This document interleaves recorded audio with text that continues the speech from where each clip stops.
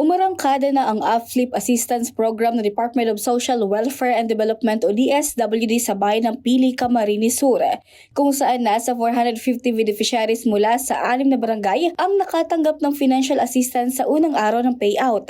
Sila ang unang batch ng mga AFLIP beneficiaries na nakatanggap ng naturang ayuda mula sa Barangay Cadlan, Del Rosario, Palestina, Himaaw, Sagurong at Anayan. Tumanggap ang bawat benepisyaryo ng 2,000 piso. Ayon sa mga benepisyaryo, malaking tulong ito sa kanilang pang-araw-araw na gastusin lalo na sa patuloy na pagtaas ng presyo ng mga pangunahing bilihin. Siyempre po inot, maugma, siyempre kabus man gusto na mabinipisyuhan.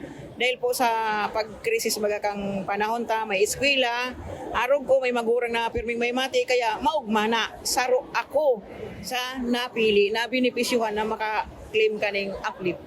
Okay lang po, magpamahal. Nakunang tabang para sa pamilya, pampagaling mga sa eskwela. Ito ang programang inilunsad ng pamahalaan para magbigay ng karagdagang suporta sa mga poor, near-poor at low-income households sa gitna ng energy emergency at mapanatili ang kanilang kakayahang makabili ng mga pangunahing produkto lalo na ngayong unti-unti na namang sumisirit ang presyo ng langis.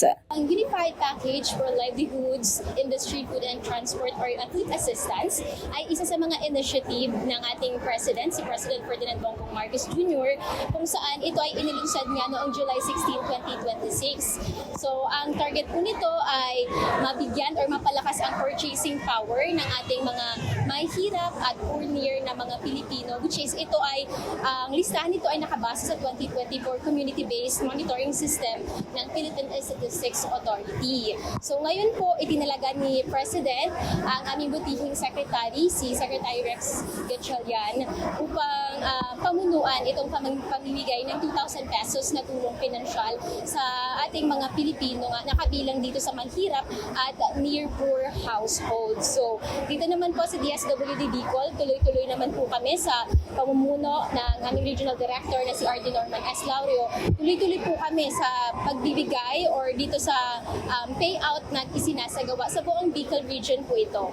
So, tuloy-tuloy po tayo and target natin na mabigyan ng ating mga kababayan ng siguro hope para na din matulungan sila especially sa krisis na kinakaharap at sa dulot ito ng ongoing na krisis dala ng tensyon sa gitnang silangan or sa Middle East. Palagi naming sinasabi sa mga beneficiary na sana ay gamitin nila sa maayos at sa tama itong tulong na natatanggap nila dahil target naman po talaga ng DSWD na matulungan sila kung anong pangangailangan. So, we are hoping na sa tama nila to magagamit like sa pagkain nila sa mag-araw-araw, kung ano pa man yung mga needs nila.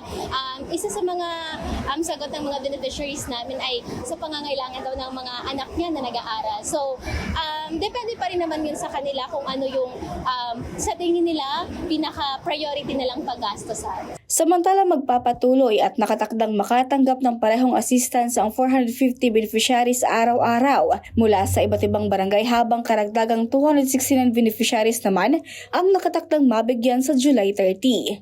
Regine Boy, CSN.